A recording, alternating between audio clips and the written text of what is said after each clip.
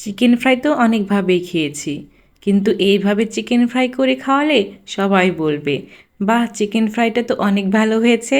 Hello everyone, welcome to my another video. আজ আমি share করছি চিকেন ফ্রাই রেসিপি।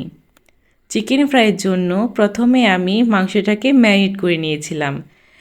মাংসটা ম্যারিনেট করার জন্য আমি ব্যবহার করেছি আদা বাটা, রসুন বাটা, মরিচের গুঁড়া আর পরিমাণ মতো লবণ।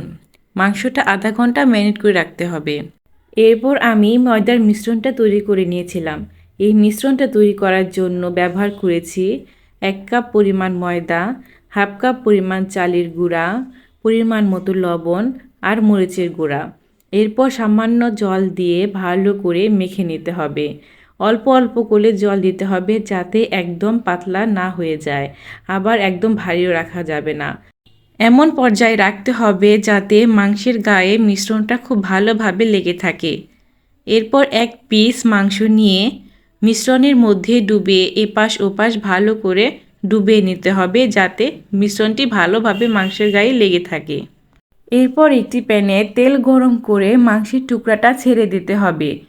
এমন করে সবগুলো মাংসের টুকরা ময়দার মিশ্রণে ভালো করে ডুবিয়ে একটি একটি করে তেলের মধ্যে ছেড়ে দিতে হবে।